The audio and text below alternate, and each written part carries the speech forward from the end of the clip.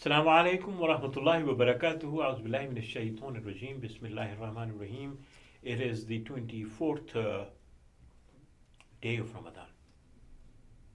And the night is 25th, which is one of the odd nights. And definitely the message that you would hear in the four surahs concurs with the spirit of that night of power. The four surahs that we are focusing are 89th, 90th, 91st, and 92nd in terms of their order of revelation. Surah Al-Imran, which is the 90th surah revealed upon the Prophet ﷺ, is the third in the Quran. Surah Al-Ahzab, which is the 90th in terms of the revelation, is the 33rd when it comes to the traditional arrangement in the Quran. Surah Al-Mumtahana is the 60th in the arranged Quran, and Surah An-Nisa is the 4th in the arranged Quran, even though it was revealed as the 92nd surah of the Quran. Surah Al-Ahzab has 73 and Surah Al-Imran has 200 ayahs. Surah Mumtahina has 13 and Surah An-Nisa has 176 ayahs. Surah Al-Imran, as the name suggests, the house of Imran, the house of Musa alayhi salatu wasalam, the house of Harun alayhi salatu wasalam, and it is a surah that goes into the details of the history of many prophets, but it is also specifically focusing on the five pillars of Islam: as-salat, al-shahada, as-sawm, al-hajj, and zakat, and it gives the rulings on those things. Surah Ahzab, which means Confederates, it's basically reminding people of the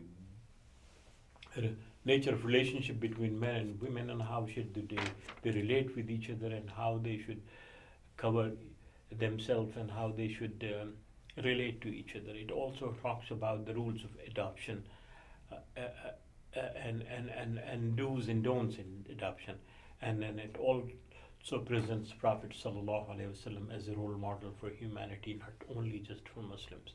Surah Mumtahina is which means the examined one, and it is a surah that was revealed after Surah Hudaybiyah, and it is basically reminding people that faith has to be pure. It cannot be contaminated.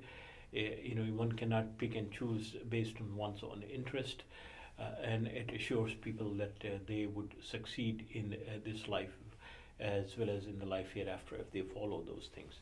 And Surah An-Nisa, which is the fourth, is an elaborate one that talks about the relationship between spouses. It specifically gives details about the orphans. It also talks about the creation and the process of evolution of human beings, and it reminds them that they should be aware of the majesty of God and the power of God. It specifically deals with the issues of matrimonial ties and give advices to both husband and wife when it comes to the issue of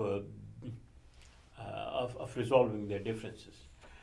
Specifically, there is one verse in this Surah An-Nisa which many people often say that it promotes domestic violence, where husbands are being asked or are advised to hit their wives lightly if they fear nushuz, or they fear rebellion, or they fear actions on the part of the spouse. I think that translation probably need to be reviewed again, because the word that is being used does not necessarily means hitting, because the Quran has used that word in different contexts and in different meanings. It may also mean a longer period of separation, and that goes well within the framework of the Quran, that if you are unable to reconcile your differences after sitting together, after counseling and after consulting each other, then it's better that you separate from each other physically for a longer period of time so that you can reflect upon your own nature of behavior and your relationship, and then come back to resolve those kind of things. So I think that old translation that many people have done and old interpretation that many people have done need to be reviewed within the context of the overall Quranic message. And because Allah subhanahu wa ta'ala would not give anyone that particular right to use violence, and no matter how minor that violence is against his own creation, just because that creation acted in a different manner. أقول قولي هذا وأستغفر الله لي ولكم.